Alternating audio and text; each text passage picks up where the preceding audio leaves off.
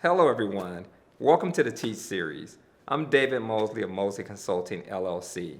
I want you to go on a journey with me and let's talk about finances. Let's talk about building wealth one step at a time. And it's going to be a joyous experience and you're going to learn a lot. So come on in, relax, and let's have a good time. So how did you get into the finance space?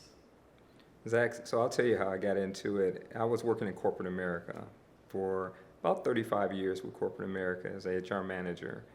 And most of the time, employees would come in and they were frustrated about being at work. They didn't like working for the company. And we thought it stemmed from them not liking their bosses. But as I started to spend more time with people, I found out really they were having problems at home with their finances, with the kids, things of that nature, and really getting into arguments with their spouse and things like that about money. So I spent a lot of time talking to people about money and trying to help them do a better job of budgeting. What was that key moment that made you realize, oh, it's about the money instead?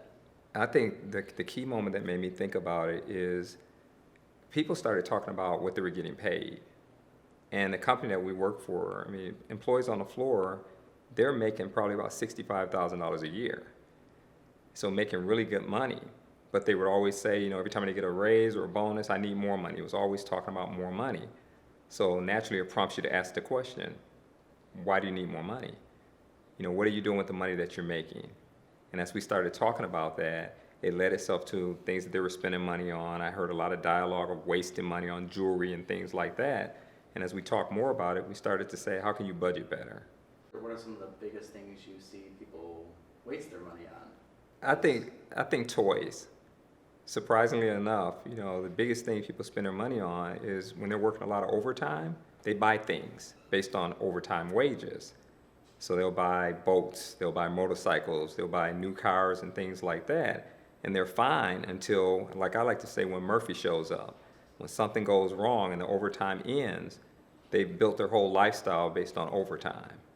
And when overtime goes away, now they're straining and they're struggling. So over time, do you think that it also kind of carries over into maybe someone who has like a commission check versus like just a flat hourly rate? Yeah, absolutely. I think if you have a commission check, you need to look at that commission check as extra money, that cherry on the top. And then your regular base salary, that's what you live on, your regular base salary. But you're exactly right. What are some of the biggest challenges people face with money or budgeting or anything in the finance space? I think the biggest challenge that they have is impulse shopping. These are the folks who sit and they watch info commercials on TV, QVC, things like that, and they purchase on impulse. So that's one, people who like to shop, and I say buy things to impress people that oftentimes you don't even like, but you look good.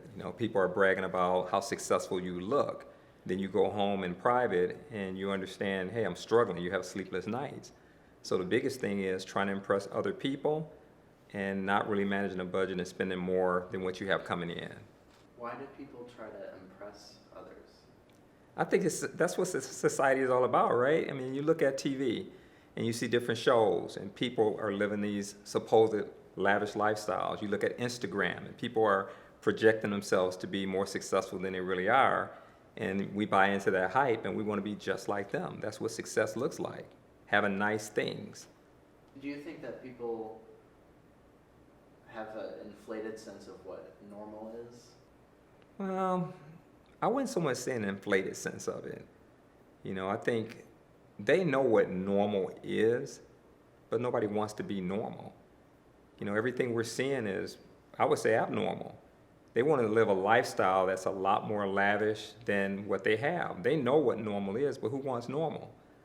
Who wants to take their time and budget and plan and think things out and slow down? Because if you talk to, we talk to 10,000 millionaires. So when you talk to 10,000 millionaires, we ask the question. We ask, what is the greatest financial book you've ever read?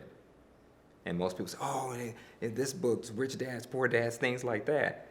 But no, it's really something we learned in grade school, the tortoise and the hare. And if you remember that story in grade school, who wins the race, right? The tortoise wins the race. Why? Because he was slow and consistent. So steady and consistent wins the race. That's really what it's about. Who do you look up to in the industry? I look up to Dave Ramsey. That's my guy, Dave Ramsey, Chris Hogan. those are my guys because I just think they have it right. The plan that we follow in our business is a David Ramsey plan. I'm a Ramsey preferred coach. So we follow that approach, and it works. You see millions and millions of people get out of debt and have their debt-free screams. That's what it's about. Awesome. And just for a little bit of background, do you mind explaining a little bit, about who Chris and Dave are and what they've built their careers to be? Yeah. So Chris Hogan started out being a financial guy. He worked in the banking industry, and he helped people actually get loans and things like that.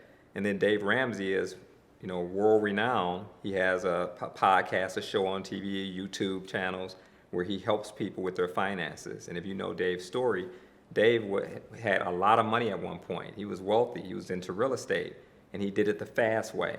And then he went bankrupt, so he lost everything twice. And then he had to learn a new way about thinking about money and finances. And as he learned about it, he started to teach others. At what point did you discover them and decide you wanted to be on board with their plan and how they, teach about money? I think I discovered those guys probably about 5 years ago. So I would say about 2015 time frame. So I was already doing a lot of that myself and looking at people like Susie Orman. And then when I started listening to Dave Ramsey and his concepts and his financial piece, it just struck a positive vibe with me because it made sense. It was simple. It was 7 steps to financial freedom. And he just laid out step 1 through 7, this is what you need to do. And it was something that anybody and everybody could do. So it was easy to share that knowledge and information. So I went to financial peace, and then I ended up doing a master's training because I really wanted to know it, and I just kind of fell in love with the concepts. So you said it's easy to do. If it's so easy, why do so many people not do that? Why do they not follow through with it? It's not fun. It's easy to do, but it's absolutely not fun. So I would never tell a person when I'm talking to my clients that we're getting ready to have a fantastically wonderful time. No, it's going to be hard, because the first step is getting $500 to $1,000 in your emergency fund. And if you think about how many people, if they're honest, can say, I actually have $500 or $1,000 in just an emergency fund that I don't touch for any other reason than an emergency. You'd be surprised at the number of people that cannot say that. So that's the first step. And then you follow the rest of the steps. But the second step is the longest step that you're in, and that is attacking all debt. That means not going out to dinner. If you're in a restaurant, as Dave says, you need to be working there. You shouldn't be in there. So it's just a philosophy change. So what has been the highlight of your career thus far in this space? I just had the highlight of my career about a month ago. I had 2 clients that were over $100,000 in debt, and we worked almost 14 months. And to hear them get out of debt and do their debt-free scream, that's been the highlight, to watch their kids and know that they have a future. And they're starting to build generational wealth. What would be your advice for somebody who is struggling and who needs help but they're afraid to ask for it? I think the first advice I would give people is don't be afraid. Because what we do, we don't judge. We've all been there. Nobody's better than anyone else. And the biggest mistake that people make is, I don't want to tell anybody about my finances, what's going on with my money. I don't want anybody looking at my checking and savings or whatever it is, or seeing what they perceive as the mistakes that they made. But once you get that monkey off your back and you talk about it to someone who cares about what you're doing, and you have a plan in place where you're looking in where all your money's going and you're telling every dollar where to go versus wondering where it went, it's transformative. What are some tools, apps, tips, tricks, anything that you can give to help people? I would say budgeting. The first thing they can do today is actually pull out all the bills that you have. Because sometimes we have a tendency where we just leave them in the envelope. You don't want to look at them, they're there.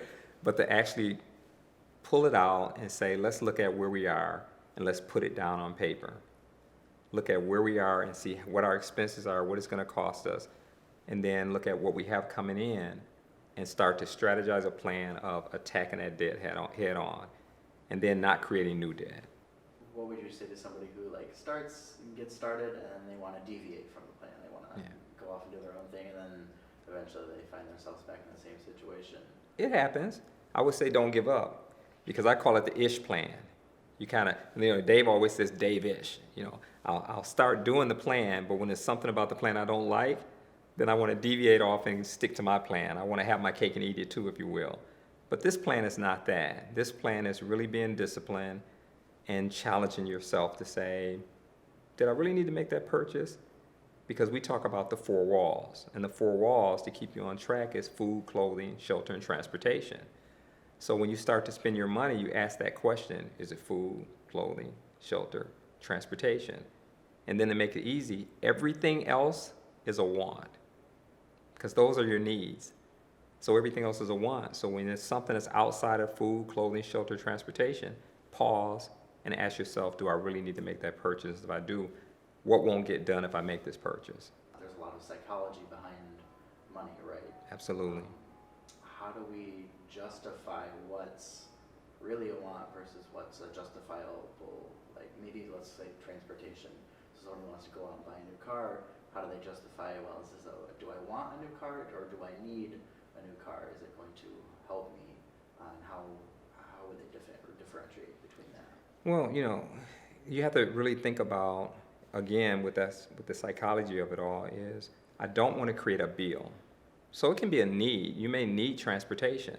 So the question you want to ask yourself, do I need that Ferrari? Do I need a Mercedes though? Do I need the high-end vehicle, or do I need something that's going to get me from point A to point B temporarily? Because this is not going to be your life. This is just for right now. I'm going to budget, I'm going to plan properly. And then later, when I have no debt and I've taken care of the things I need to, we always say it's lowercase, live like no one else right now, and then later, in uppercase, live like nobody else. I think when you're at baby step 2, when you're attacking all your debt, you need to be gazelle intense about I'm tackling all my debt. And it's not forever. So this intensity, nobody can maintain intensity for 5-6 years. Nobody expects that. But we believe the typical person, maybe it takes them 2 to 3 years and they're debt free. They start to get to that point when they maintain that discipline to become debt free, if you're serious about it. So how long do you go to college? Most people go to college for 4 years to get that knowledge. You can do 3 years. It just depends on the amount of debt you have and how much discipline you want to have as you attack it. Yeah. Do you find discipline is a lot of people's hardest thing to overcome? They don't have the discipline? It just depends on where a person's at, because I've been there. I started out and I'm thinking, I thought I had discipline, but then once I got on track a little bit, I went back to doing the things I enjoy doing because that's a lot more fun. But then you get to a place where you look at the number of bills you have coming in and the sleepless nights that you're having. If you have kids, the kids' futures and things like that, and you get sick and tired of being sick and tired. And I think when a person gets sick and tired of being sick and tired and they're willing to learn, and willing to listen, then they get activated. And then one thing I encourage people to do is have an accountability partner. So if you're not married, get a good friend and say, let's do this together and let's challenge each other together. You mentioned you worked in corporate America for 35 years, you said. Yeah. I think you even touched on it a little bit, but what specifically did you do, without obviously giving away employers or anything like that? Yeah, so. Was it in the finance space or related to it? Or? Actually it wasn't. It was in the HR space. I did a lot of things in the technical arena. So technical, HR space, marketing space, but you hear the same stories. Because the more people you're around, even if you're in a manufacturing space and you see production workers who are out there, most people don't even realize who the everyday millionaires are. They think it's super rich people, but it's really accountants, teachers, engineers. Those are your top millionaires that are running around right now, and people don't even realize it. You don't have to have a lot of money to become an everyday millionaire. You just have to manage the amount of money you have properly. What defines an everyday millionaire? So what defines an everyday millionaire is when you think about all your assets. You think about all the things that you own, and that includes your home. So if you have a home and the home is worth $200,000 and you have investments and things like that, let's say I got $600,000 worth of investments, I got that, people have that. And then you have a house that's $300,000. You put that together, you got $900,000, right? So you're a little bit away from being an everyday millionaire. So that's how we calculate that. It's not so much the liquid that you have in the bank, as it is the assets that are paid for. At what point during someone's life do you find that most everyday millionaires reach that status? You know, we've seen 35-year-olds that have reached that status. You found 45. It just depends on what education they've had early. And that's why we talk about generational wealth. So if you have kids and you start to teach your kids the principles about money, you know, how many people in their lifetime have a car note? And then what do you pay every month? You know, let's say people pay $350 to $400 in a car note. Every month they pay that.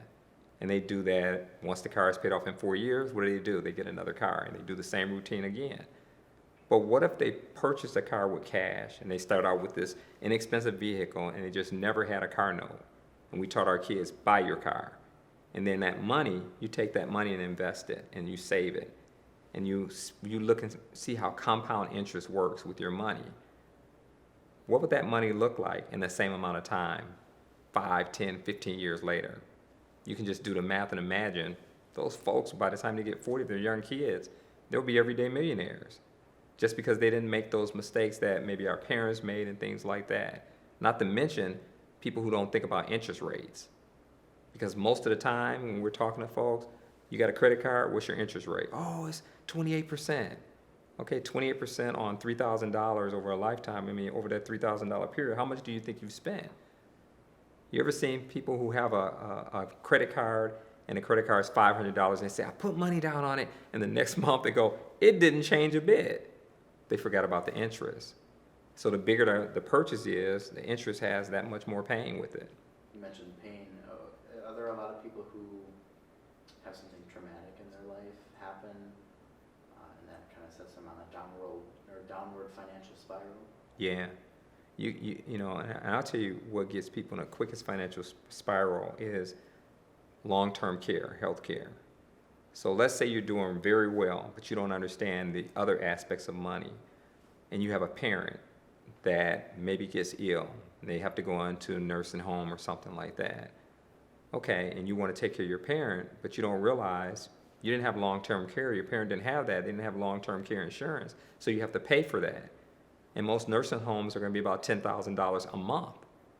So who can afford to spend $10,000 of their wealth a month if they don't have a plan? How long before you're going to be in a financial situation? So that's the biggest cause for a lot of people's financial. That's one of the biggest where they can go broke faster. But the other cause is you can have a parent who passes on, and maybe that kid was getting ready to go to college and the parent was helping out, and now they got to do other things, and they end up taking out a loan. Or you don't have good guidance, so you go down and do payday loans because you needed money, because nobody told you what that's really about.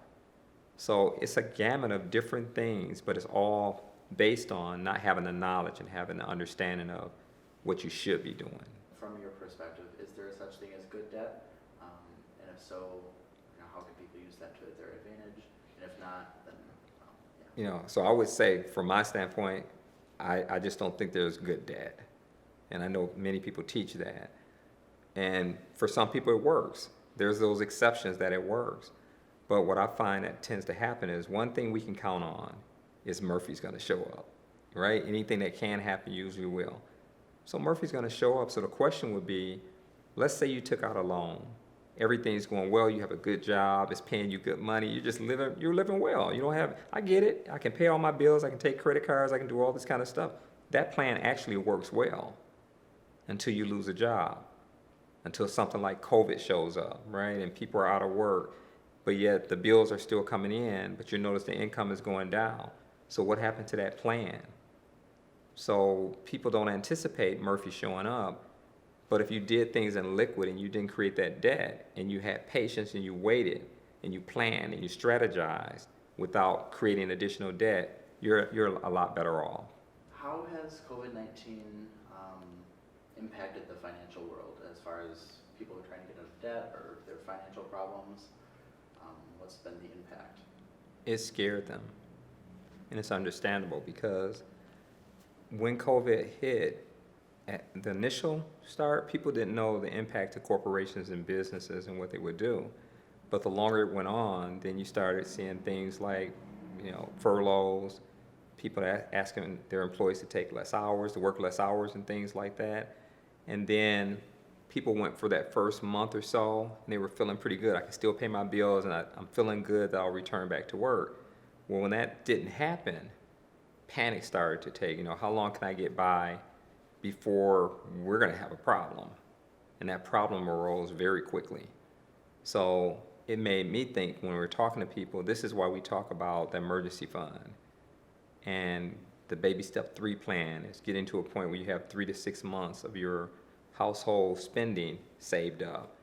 And that's important. So when something happens like that, and it's easy to say that, I mean, you feel bad when people don't, but this is why we talk about it, because when something happens, you know that I can survive, my family can survive for at least 6 months. So you plan, but I mean, who was planning for anything like this? And the last thing I want to do at that point is, when I'm talking to people, it's kind of like, I told you, yeah, I got you. No, nobody wants to hear that. It's not about that. What do we need to do now? And that's the time when people say, I need to buckle down, but how can I start getting income in? So we start to have the discussions around things to do going forward. Maybe look around and people are doing rummage sales. What can you sell? What things do you have in the household that, again, you bought to impress other people? So you just strategize differently. But I think people start to think differently, and they hold on to their purse strings when they're not certain when the next paycheck's coming. So now that things are kind of clearing up, maybe people are getting their jobs back, or maybe people have gotten their unemployment or their stimulus money. Maybe if people are starting to get back into the swing of things, how can they not go overboard? Having accountability partners, and just like with our business, we have a group that they're together. We have bi-weekly calls with all the members on Zoom, and everyone talks about their situation, what's happening. We encourage one another. There's coaching that takes place all week long. We're on the phone talking about this and keeping it in front, and any new articles that are coming up. Anything the government's doing, we're talking about it. We had the professor from the University of Michigan on he's a finance professor, and he was on talking to the group about, inflation and depressions and things like that.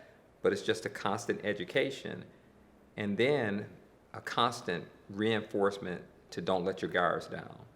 Because I'll tell you something that's surprising that happened is when people started to get that $600 plus $362 for unemployment, a lot of people stopped going to work. They stopped looking for jobs because they said, I'm getting more for unemployment. But the other thing that happened is people started spending.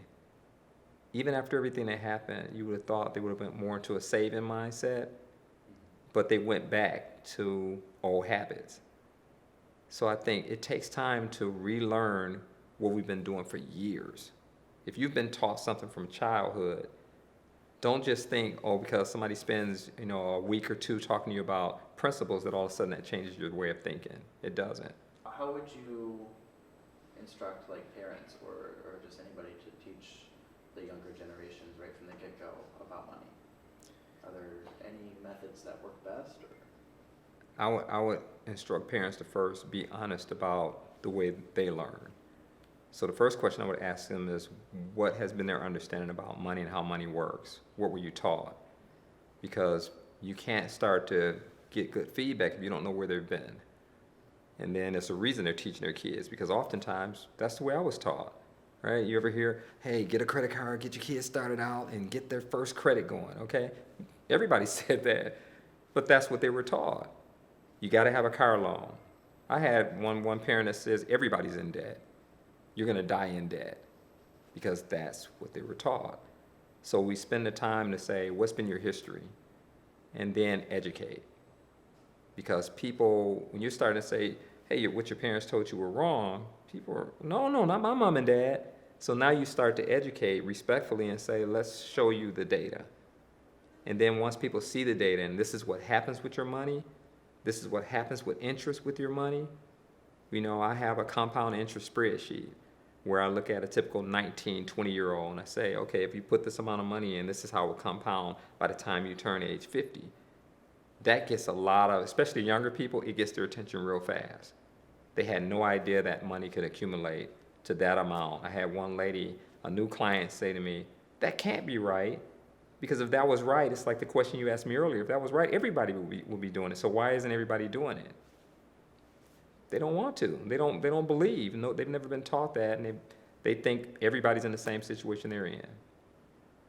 They think it's going to be easy. They think it's going to be easy, and it's absolutely not going to be. So the next few questions are going to be more personal lifestyle related. What do you do for fun outside of work or whatever? I think what I do for fun is spend time with the kids. You know, I have two beautiful daughters. They're kind of divided. I'm a Wolverine, so I got one daughter that's a Michigan Wolverine. My wife is from Michigan State, and my other daughter's a State. So we have a divided household, but it's fun having a divided household. But I just enjoy spending time with them because in this arena, I spend a lot of time with other families. And I mean late hours and everything. So when I get an opportunity to spend time with the family, I really want to make that quality time and watch movies and do all the silly things that you do with your kids and everything. So that's what I like to do in my free time. Awesome. So what makes you unique? Great question. I would say nothing makes me unique, but then when I think about it, yeah, it is. I am unique because I love people. I really do. I mean, I love people and I want to help people, and I love seeing someone that is struggling, see that there's help for them, and then they start to have success. And they start to have one success after another success. And then those debts are paid off, and just the sense of there was hope for me. You know, so what makes me unique is I want people to understand you're not going to be alone. I'm going to be right there with you, coaching you and counseling you and encouraging you, and anything I can do, you're not alone. What are 3 words that best describe you? No explanations. I would say faith. You know, I'm a person of strong faith. So faith would be one. Confidence and love. Where do you see yourself going in this space within the next 5 to 10 years? Do you think you'll branch out a little bit more, or do you want to stay focused in the finance space? So with our business, we're focused, the foundation is the finance space. But we do a lot with life coaching with families, and I do smart kids, you know, where we talk about finance is smart kids, so working with the kids to start them out at the early ages. But really, we're doing things in Atlanta now, so we're going out to Atlanta, and I really care about my city and the inner communities and the schools. So we want to do things with the elementaries, the junior high schools, the high school students, to get them better prepared for the future. And also spend time with those parents that don't have anybody and don't have an opportunity to have anybody get in their ear and talk about finances and how they can help their kids and help them relearn. You know, I always ask this question to young people: have you ever went to the circus? They go, yeah, I went to the circus. I said, I did too as a kid. Do you remember that little elephant that was chained to the stake at the circus, and he was just a little bitty elephant, and he couldn't pull the stake out the ground? They go, yeah. I said, do you know a year later when you go to the circus, he's full grown, and the only thing that's holding him in place is a stake? Do you believe he does no longer have the ability to pull that stake out the ground? They go, he should be able to. And I asked, well, why doesn't he? Because he's been trained and conditioned that he cannot. That's what happens to us. We've been trained and conditioned to do things a certain way that's keeping us in bondage. So we have to rethink. Finding motivation for a lot of people is difficult, right? Yeah. How do people get started? If you're alone in a process and you've been struggling for some time, it can be depressing. So if you don't reach out and talk to people about where you are and really start to understand that other people can relate to where you are and have supporters around you, it can be disastrous for you. So that is a tough question because it starts with communication. But that's the hardest thing, because when a person's in a difficult state, oftentimes they're embarrassed, they're ashamed, and they don't want to share with anyone. So hopefully you have people around you who care and they pay attention. You know, something's different about you, and they ask questions and they make it okay for you to say, I'm hurting, I need help. So I just think you have to have a support base around you, but you also have to be willing to let people know, I need help. Do you think financial health carries over into other areas of health? Yeah. How so? I think they go hand in hand because when a person's struggling financially, they're probably not sleeping. Relationships are probably not good. Husbands and wives don't understand why they're kind of bickering, and the kids don't understand what's happening with the family, because when you have pain and everything and suffering going on with a family, in the household, you can cut that tension with a knife. So it goes hand in hand when people are able to pay their bills and they know where their next paycheck is coming from and they have a plan and they know what the future looks like for their kids. They breathe a little bit better. You know, they can laugh differently. They're having a better time because they have a plan. And even when people that are in the most difficult financial situation, once they get a budget and a plan in place and have someone skilled to take them through that process, that hope starts to come, that ray of sunshine comes in, and each day gets a little bit better. So have you ever thought about doing any live events? Yeah, we did a live event at the Ferris wheel in October. So we had a big group up in the Ferris wheel. I went to Kalamazoo and did another live event in Kalamazoo. And then I've done events at churches in the area and talked to people. So we're starting to do a lot more, and that's the plan for 2020. And we really want to go up and put it head on, but then COVID hit. So that put a freeze on everything, and it became Zoom calls. So right now we're doing a lot more Zoom calls until we can get past this COVID. And then we'll start reaching out into community, and we'll be out there talking to people like crazy. So that's my plan. I'm looking forward to it. Have you ever sat down with someone and tried to help them, but they're not ready to be helped yet? All the time. All the time. So the question I always ask people, I just did it yesterday with a young guy. And I call him, and I said, I just need you to be, I always tell people I need you to be fat. Fat? I don't want to be fat. What are you talking about? No, faithful, available, and teachable. That's all I need. Oh, I can do that. And then we'll start out, and I'll schedule a call. They're not available. Schedule another call. I'll shoot emails. I'm texting them. They're just not available. So some people are not prepared. They say they are, but they haven't reached that sick and tired of being sick and tired. They just continue to go on until they get to a place where now they're ready. And sometimes it takes some folks a lot longer than other people. Do you think it takes everybody a sick and tired moment to realize they need to get on track? No. Or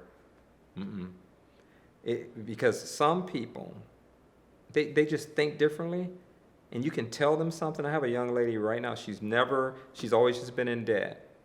Had one conversation with her and said, have you ever thought about this? Can we do some math right quick and let me show you something? She's been on the path since. She hasn't changed, because what she talked about is, I watch my parents, and my parents have, this problem. They have a drinking problem, they have financial issues, and they've always had that. And I've never heard this before, but you know what? I don't want to be that way, right? So just because she had a drive to say, I want to do something different. It's different for everybody. Every situation is going to be different. what is financial wellness? So financial wellness is when you're in a situation where you don't have debt, when you're starting to work toward that point where, let me rephrase that, you have debt, but you're working toward a plan every month, every week, every day, working toward a plan to eliminate debt and not create anything new. And then come to a realization that now all the money that you were spending out is coming to you. And now you have to strategize on how to build on that and create generational wealth. What are some good resources, tools, books, websites, really anything that can help people? I would say I love Dave's Financial Peace, to really look at that book. I love their podcast. And it's not just Dave, there's others that are doing very strong podcasts and educational. There's so many different people out there that are doing things the right way. And I would just say, open your mind up and listen. Go and search them out and listen. Get books and start to read. There's a number of books that are out there, but Financial Peace, I think, would be where I would start and then kind of build off of that. Okay. In schools, do you feel the subjects of money, finance, like investing, economics, that whole sector of the world is taught well, or do you think there could be room for some improvement there? It's a lot of room for improvement. It's slowly starting to happen in different states and everything, in different schools, but it's not where it needs to be. We teach everything else in school, and we get a bunch of kids that come out and they know nothing about money whatsoever because there's not a class really teaching these things to them. So if you don't learn it from home, most of the time you don't know. But a lot of schools are starting to change now. I just talked to one of the local schools here, Mod. We're going to be going to Mod, and we're going to be teaching a session in September. And we started meeting with the University of Michigan and talking to those kids, but we need to get it at the grade school level. Because what happens is if parents and students don't know this, by the time they get 15 years old and mom and dad didn't save any money up for college, you got to figure another plan out. There's just not enough time to, recoup that amount of money to pay your way through college. It's about looking for scholarships and strategizing a different way. So we start to teach how to strategize for people that are going through that because we want them to have a debt-free degree. But you have to start, the earlier you start, the better. So I think we need to get into the elementary schools all the way up before they get to the point where they're a year or two and it's time to go to college. That's just too late.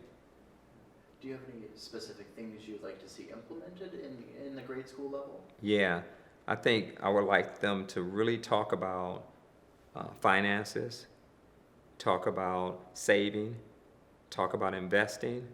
I'd like to see them talk about what it is when you go to buy your first car, the importance of not taking a 30-year mortgage out. Why is that? Why don't I need a 30-year? The importance of if you do have to have a car loan, don't do anything more than 36 months. Well, why is that? Well, as we talked about earlier, it's interest rates. And let's do the math on how much interest you'll pay by adding another year or two. And then have a class for it where we really talk about this is how interest works. This is how financing works. And just start to educate the kids about money, about what they're going to be doing and what they're going to come across. Credit cards. What does credit card debt look like? How do you get there? Why should you not take that out? Why should you think about a debit card and saving your money? It's kind of the piggy bank philosophy. When you were a little bitty kid, put your money in the piggy bank. Well, we stopped doing that when kids started going to school. So we have to get back to that financial literacy and that education. If you had to describe debt to a child, how would you do that? I have a little exercise that we do for kids, and we give them dollar bills, and we'll give them like $10, and we'll say, okay, here's $10 I'm just giving you, right? Enjoy this $10, but we're gonna have to pay some things. Oh, okay. And then you do things like, hey, that cartoon show that you're watching, well, to keep that TV on, that's gonna cost you $1. And then the kid reluctantly gives $1 out. Oh, you just got done eating today, and we put food on, that's gonna cost you another $1. And they start to ask, that doesn't feel good. Why does it not feel good? They start to talk about how they're feeling. And at that age, they just know I'm feeling bad. But it helps them to relate to what mom and dad is going through because most children don't think that way. They just figure mom and dad, they got it. And the unfortunate thing is that mindset does not change when they get into junior high school and high school. Most kids find out when they're high school age and they're ready to go to college, hey, can I go to college? We don't have any money for that. They get that aha moment then and they're disappointed and they find out nobody told me what this is all about. So I think you have to play different games. They have Junior Monopoly. It gives you an opportunity when you're sitting down with your kids as a family outing and you start to talk about money while they're having fun. You start to talk about giving while they're having fun and why we should not do this and why we should sacrifice. You stop giving kids everything they want. But it's a slow education, but it's a continuous education. When people spend like cash, like physical money, doesn't it activate like a pain sensor in your brain or something? I love that you asked that question. Absolutely. Because I think about it and I ask my clients all the time, plastic, you don't feel any pain.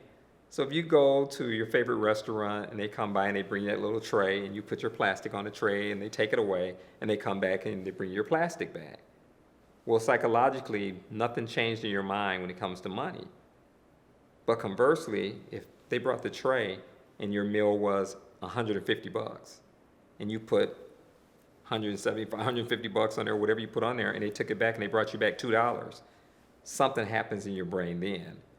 My money actually left, right? When Burger King and McDonald's and restaurants like that, when they started doing debit cards, people went from spending $15, they went from spending $3 or $4 to spending $20 because just put it on my debit card.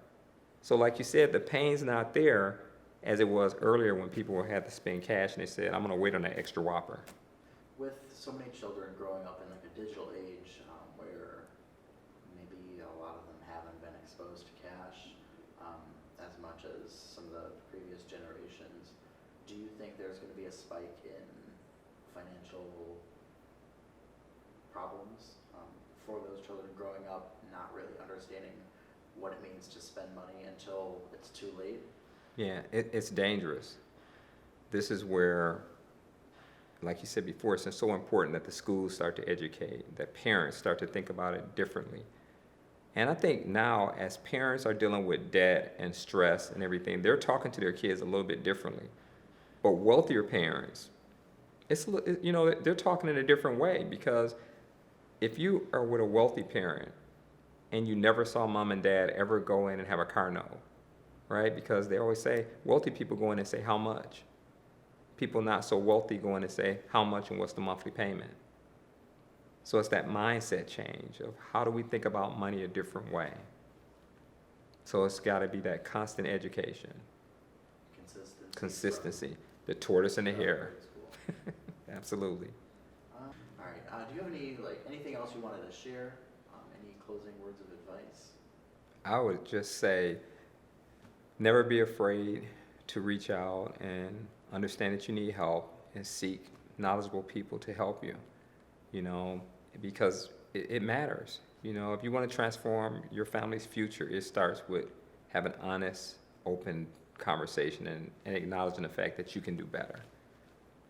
So I would just say reach out, and I would love to have them reach out and call me because I will be there for them, but just getting someone that cares about you and your family and can help educate you throughout the process. That's the key. One thing I thought of real quick, mistakes. When people make financial mistakes, if they realize it, how can they quickly come back from that? What are some things they can do besides just like selling whatever they bought or, It depends on what the mistake is, right? Because there's a lot of financial mistakes. So are we talking about small mistakes? Are we talking about something major where I went and filed bankruptcy or something like that? It just depends, but no matter what it is, you have time to do it the right way, right? So it goes right back to what we said earlier, steady and consistent wins the race no matter what it is that you're doing. If you're consistent with it and you have a consistent, steady plan with discipline, you can transform. And you can recover from mistakes. What about age range? What kind of clients do you get? Anyone? Yeah, my age range, my youngest is 19, and I think my oldest is probably 65. Do you notice that younger people tend to have the same problems, if you will, and just people in the same age ranges, do they have the same problems? Yeah, they do. Because they think alike, they think about money alike. But it's funny, depending on what groups, so some people are with the sororities and things like that, and they're really focusing on projects like financial literacy, but they think alike about money. Then I got the guys that they go hang out, and it's about the ladies and looking good and looking snazzy, and they think about shopping and doing things like that. So it's the circle that you're in. So I always like to say, if you got a group of 4 friends, 5 friends, you're the average of your friends. So if you got friends that are pushing you and motivating you and having you on track and thinking about the right things, you'll be right there with them, unless you're the leader, right? And if you're a leader, you have greater responsibility because everybody's following the lead. But you're right, it just depends. Different groups think the same way and they operate the same way, so the problems are basically the same. Thanks again for watching the Teach series. This is David Mosley from Mosley Consulting, LLC. You can find me on LinkedIn. You can also find me on Instagram, Twitter, Facebook. Look me up, but more importantly, share with your friends. Click that like, subscribe, and share the message, get it out there. Encourage other people to learn because we want to help everyone one step at a time. And just thank you for spending the time with us, and I'll look forward to talking to you in the future.